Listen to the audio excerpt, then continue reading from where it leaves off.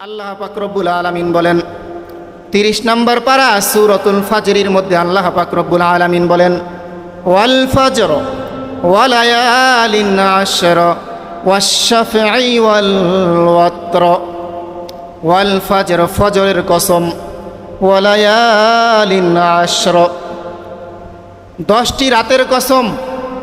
মুফাসসিরিনে কেরামগণ বলেন এই যে আল্লাহ পাক রব্বুল আলামিন 10টি রাতের কসম খেয়েছেন, এইখানে জিলহজ মাসের এই 10টি রাতের ব্যাপারে আল্লাহ পাক রব্বুল আলামিন কসম খেয়েছেন। একটু চিন্তা করে দেখেন জিলহজ মাসের 10টি রাতের কতটা গুরুত্ব। আল্লাহু আকবার।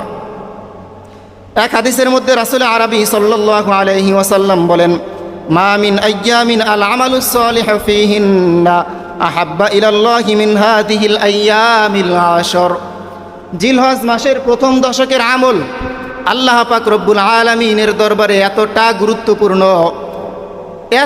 গুরুত্বপূর্ণ যে এই মাসের প্রথম দশকের আমলের চাইতে অন্য কোনো আমল আল্লাহ পাকের কাছে এতটা গুরুত্বপূর্ণ নয়। সাহাবায়ে কেরাম রাসূল আরবি সাল্লাল্লাহু আলাইহি ওয়াসাল্লামকে জিজ্ঞাসা করলেন তাহলে এই দশকের মধ্যে যদি কোনো ব্যক্তি জিহাদ করে, জিহাদের চাইতেও কি এই দশকের আমল আল্লাহ পাকের কাছে গুরুত্বপূর্ণ? রাসূল আরবি সাল্লাল্লাহু আলাইহি ওয়াসাল্লাম উত্তর দিলেন হ্যাঁ অবশ্যই, জিহাদের চাইতেও এই দশকের আমল আল্লাহ তাআলার কাছে গুরুত্বপূর্ণ। তবে ওই ব্যক্তির জিহাদ ব্যতীত, যেই ব্যক্তি জিহাদে গেছে যাওয়ার পরে তার জান এবং মাল কোনোটা নিয়ে ফেরত আসতে পারে না, অর্থাৎ শহীদ হয়ে গেছে, জিহাদে যাওয়ার পরে যেই ব্যক্তি শহীদ হয়ে গেছে এই ব্যক্তির চাইতে এই দশকের আমলটা গুরুত্বপূর্ণ বা উত্তম হতে পারে না। কিন্তু জিহাদে গেছে শহীদ হয় নাই, ওই ব্যক্তি জিহাদে যাওয়ার চাইতে যেই সওয়াব অর্জন করছে তার চাইতেও অধিক গুরুত্বপূর্ণ আছে এই জিলহজ মাসের প্রথম দশকের আমল। আল্লাহু আকবার। জিলহজ মাসের প্রথম দশকের 6টি আমল। 1 নম্বর আমল হচ্ছে কোরবানির আগ মুহূর্ত পর্যন্ত নখ, চুল, তারপরে এই যে গোফ এবং নাভির নিচের পশম এগুলো না কাটা। এগুলো যেই ব্যক্তি কোরবানি করবে তার জন্য তো বাধ্যতামূলক, সে তো কাটবেই না। আর যেই ব্যক্তি কোরবানি করবে না সেও এটা কাটবে না। তাহলে কি হবে? সেই ব্যক্তি, যে ব্যক্তি কোরবানি করলো না, সেও যদি জিলহজ মাসের 1 তারিখ থেকে 10 তারিখ অর্থাৎ ইয়াউমুন নাহার কোরবানির ঈদের দিন পর্যন্ত না কাটে, ঈদের নামাজের পরে যদি কাটে, তাহলে ওই ব্যক্তি কোরবানি না দিয়েও একটা কোরবানির সওয়াব পাবে। আল্লাহু আকবার, সুবহানাল্লাহ। কিন্তু একটা মাসআলা আছে এখানে।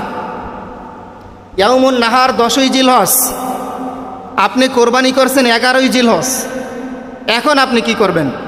যেই ব্যক্তি 11ই জিলহজ কোরবানি করবে তার জন্য এই আমলটা 11ই জিলহজ পর্যন্ত, অর্থাৎ কোরবানি করার পরে সে নখ চুল কাটবে। যদি 12 তারিখে কেউ কোরবানি করে তাহলে 12 তারিখেই সে নখ চুল কাটবে কোরবানি করার পরে। জিলহজ মাসের 6টি আমলের মধ্যে 2 নম্বর আমল হচ্ছে রাত জেগে জেগে ইবাদত বন্দিগি করা। 2 নম্বর আমল কি? রাত জেগে জেগে ইবাদত বন্দিগি করা। আন আবি হুরায়রা রাদিয়াল্লাহু তাআলা আনহু قال قال رسول الله صلى الله عليه وسلم وقيام كل ليلة منها بقيام ليلة القدر। রাসূল আরবি সাল্লাল্লাহু আলাইহি ওয়াসাল্লাম বলেন জিলহজ মাসের প্রথম দশকের প্রত্যেকটি রাতের ইবাদত এক একটা শবে কদরের সমান। আল্লাহু আকবার। একটু চিন্তা করে দেখেন, এক এক রাত আপনি ইবাদত করবেন এক একটা শবে কদরের সমান। শবে কদর কি জিনিস? ইন্না আনজালনাহু ফি লাইলাতিল কদর। শবে কদর হচ্ছে ওই রাতে আল্লাহ তাআলা কোরআনুল কারীম নাজিল করেছেন। লাইলাতুল কদরি খায়রুম মিন আলফি শাহর। শবে কদরটা হচ্ছে এক রাত 1000 মাস ইবাদত করার চাইতে উত্তম। সুবহানাল্লাহ। তাহলে একটু দেখেন রমজান মাসে আমরা শবে কদর পাই কি পাই না কোনো গ্যারান্টি নাই। কার জন্য? যারা একটু গাফেল থাকে তাদের জন্য, যারা ইতিকাফ করে তাদের জন্য গ্যারান্টি আছে, তারা শবে কদর পাবেই। কিন্তু আমরা 27 তারিখে 27শে রমজান রাতে ইবাদত বন্দিগি করলাম, কিন্তু শবে কদর হইল 21 রমজান রাতে। তাহলে কি আমরা পাইলাম? বলেন, পাইলাম না। 21 রমজানে তো আমরা ঘুমিয়েছিলাম। 21 রমজান রাতে কোনো ব্যক্তি যদি ইবাদত বন্দিগি করে কিন্তু শবে কদর হয়েছিল 23 রমজান রাতে, সেও তো পাইল না। এজন্যে রমজান মাসে শবে কদর পাওয়াটা সবাই পায় না, সবাই পায় না। যারা শেষ দশকে প্রতি রাতে ইবাদত বন্দেগী করে তারাই কেবলমাত্র পেতে পারে। কিন্তু জিলহজ মাসের যেই কোনো একটা রাত, এই প্রথম দশকের যেই কোনো একটা রাত যদি কোনো ব্যক্তি জেগে জেগে ইবাদত বন্দেগী করে, রাসূল আরবি সাল্লাল্লাহু আলাইহি ওয়াসাল্লাম বলেন, তাহলে ওই ব্যক্তি সবে কদরের রাতে ইবাদত বন্দেগী করার মতন সওয়াব সে পাবে। আল্লাহু আকবার। 3 নম্বর আমল হচ্ছে ঈদের দিন ছাড়া বাকি 9 দিন রোজা রাখা। ঈদের দিন ছাড়া বাকি 9 দিন রোজা রাখা।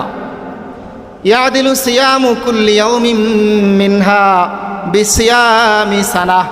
এই যে বাকি 9 দিন রোজা রাখা, ঈদের দিন তো 10 তারিখ, এর আগে 1 তারিখ থেকে বাকি 9 দিন এক টানা রোজা রাখা, এই যে রোজাটা রাখা, এক একটা রোজার বিনিময়, এক এক দিনের রোজার বিনিময় আল্লাহর হাবিব সাল্লাল্লাহু আলাইহি ওয়াসাল্লাম বলেন, এক এক দিন রোজার বিনিময়ে আল্লাহ পাক রব্বুল আলামিন এক এক বছর রোজা রাখার পরিমাণ সওয়াব দান করবেন। আল্লাহু আকবার। কয় বছর? 1 বছর। এই জিলহজ মাসের প্রথম 9 দিন যারা যারা রোজা রাখতেছেন, এক এক দিনের রোজার বিনিময়ে কয় বছরের সওয়াব পাইতেছেন?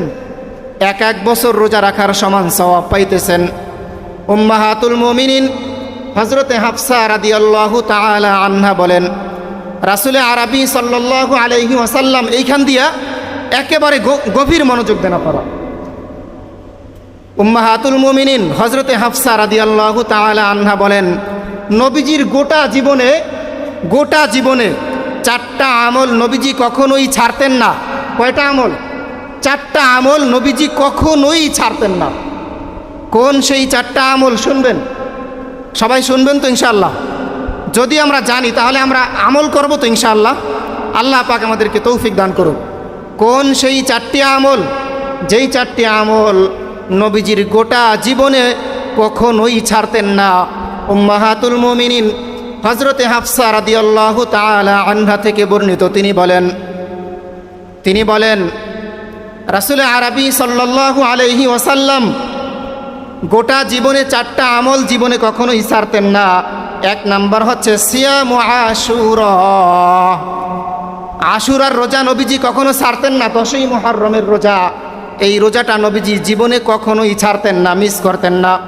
ওয়াল আশরা জিলহিজ্জা, এই জিলহজ মাসের প্রথম 9 দিনের রোজা, এটা নবীজি কখনো মিস করতেন না। তারপর ওয়া সালাসাতা আইয়ামিন মিন কুল্লি শাহরিন, এবং প্রত্যেক আরবি মাসের প্রত্যেক মাসের 3 দিন রোজা, অর্থাৎ 13, 14, 15 আইয়ামে বীজের রোজা নবীজি কখনো ছাড়তেন না। ওয়ারাকাতাইনি ক্বাবলাল গদা, 4 নাম্বার ফজরের নামাজের সুন্নাত নামাজ নবীজি জীবনে কখনোই ছাড়তেন না। তাহলে নবীজি জীবনে 4টা আমল কখনোই ছাড়তেন না। কি কি? আশুরার রোজা, 10ই মুহররমের রোজা। 2 নাম্বার হচ্ছে এই জিলহজ মাসের প্রথম 9 দিনের রোজা। 3 নাম্বার হচ্ছে প্রত্যেক মাসের 3 দিনের রোজা, অর্থাৎ 13, 14, 15 আইয়ামে বীজের রোজা। 4 নাম্বার হচ্ছে এই যে ফজরের নামাজের সুন্নাত নামাজ নবীজি কখনোই ছাড়তেন না। আল্লাহু আকবার।